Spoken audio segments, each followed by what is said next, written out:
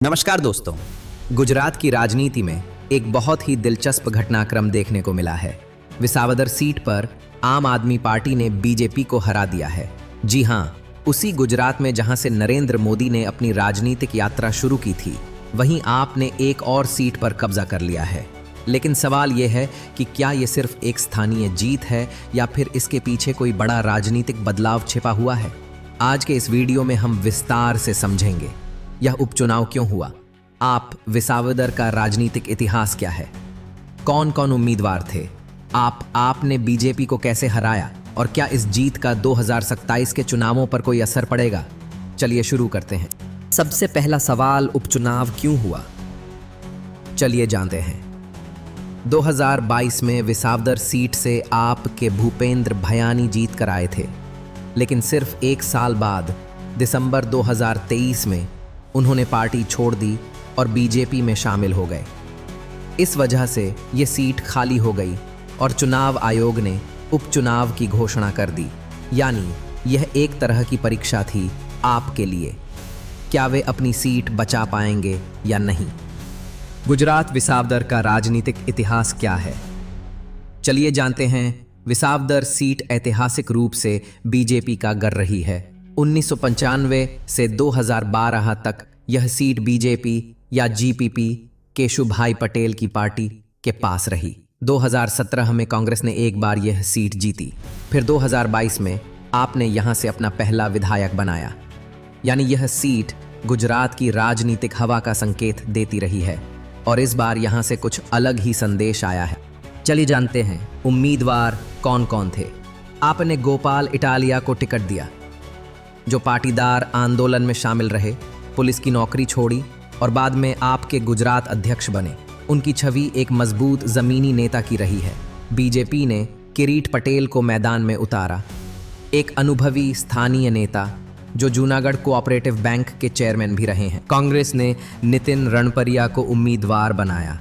किसान पृष्ठभूमि से आए, लेकिन उन्हें बहुत कम वोट मिले। अब चलिए देखते हैं इस उपचुनाव में किसका परिणाम क्या आया। आपके उम्मीदवार गोपाल इटालिया को 75,942 वोट मिला। बीजेपी के उम्मीदवार किरीट पटेल को 58,388 वोट मिला। कांग्रेस के उम्मीदवार नितिन रणपरिया को 5,501 वोट मिला। आपने 17,554 वोटों के भारी अंतर से जीत दर्ज की। मतलब सिर्फ जीत नहीं, बल्कि एक दबदबे वाली जीत थी और ये अंतर 2022 से काफी अधिक था, जब 2022 में आपने लगभग 7,000 वोटों से जीती थी। चलिए जानते हैं इस उपचुनाव में आपकी रणनीति क्या थी। आपने उम्मीदवार की घोषणा जल्दी कर दी। गोपाल इटालिया ने जमीनी स्तर पर प्रचार शुरू किया। केजरीवाल और भगवंत मान भी प्रचार में शामिल हुए। लोकल मुद्दों जैसे स्वास्थ्य, शिक्षा और भ्रष्टाचार पर फोकस किया गया। डिजिटल प्रचार, सोशल मीडिया और स्थानीय सभाएं, सब कुछ जोर शोर से हुआ। अब जानते हैं इस उपचुनाव में बीजेपी का प्रदर्शन कैसा था। बीजेपी की ओर से प्रचार उतना आक्रामक नहीं था। भूपेंद्र भयानी के बीजेपी में जाने से लोगों में नाराजगी थी। आपने इस मुद्दे को विश्वासघात के रूप में प्रस्तुत किया और जनता ने अपना फैसला सुना दिया। उन्होंने पार्टी बदलने वाले नेता को नहीं, वफादार पार्टी को चुना। चलिए जानते हैं मीडिया और सोशल मीडिया की प्रतिक्रिया क्या रही।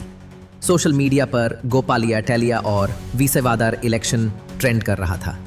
आपके समर्थकों ने इस जीत को बीजेपी के गढ़ में सेंध के रूप में प्रस्तुत किया। मुख्य धारा मीडिया ने भी इसे एक महत्वपूर्ण प्रतीकात्मक जीत बताया। अब सवाल यह है कि क्या यह 2027 की तैयारी का संकेत है। अब आप ही के पास गुजरात में 5 विधायक हो गए हैं। यह संख्या भले ही कम हो, लेकिन राजनीतिक दृष्टिकोण से यह एक बड़ी बात है। यह जीत दिखाती है कि अगर सही उम्मीदवार और सही प्रचार हो तो आप ही गुजरात में कांग्रेस की जगह ले सकती है। अब सबसे बड़ा सवाल, क्या कांग्रेस का वोट बैंक आपको गया। चलिए जानते हैं। कांग्रेस यहां से लगभग बाहर हो चुकी है। उन्हें केवल 5,000 के आसपास वोट मिले। यह संभव है कि पाटीदार और एंटी बीजेपी वोट आपकी तरफ शिफ्ट हो गया हो। इसका मतलब यह है कि गुजरात में भविष्य में सीधा मुकाबला बीजेपी और आपके बीच हो सकता है। तो क्या आप गुजरात में कांग्रेस की जगह ले सकती हैं? क्या ये 2027 का ट्रेल रन था या फिर ये सिर्फ एक स्थानीय मुद्दों पर आधारित जीत थी? ये तो आने वाला समय ही बताएगा। लेकिन एक बात तय है, गुजरात की राजनीति में अब तीसरा खिलाड़ी प्रवेश कर चुका है। आपको क्या लगता है? कमेंट्स में ज़रूर लिखें। अगर वीडियो पसंद आया हो तो लाइक करें, चैनल को सब्सक्राइब करें और दोस्तों के साथ शेयर ज़रूर करें। मिलते हैं अगले वीडियो में, तब तक के लिए जय हिंद।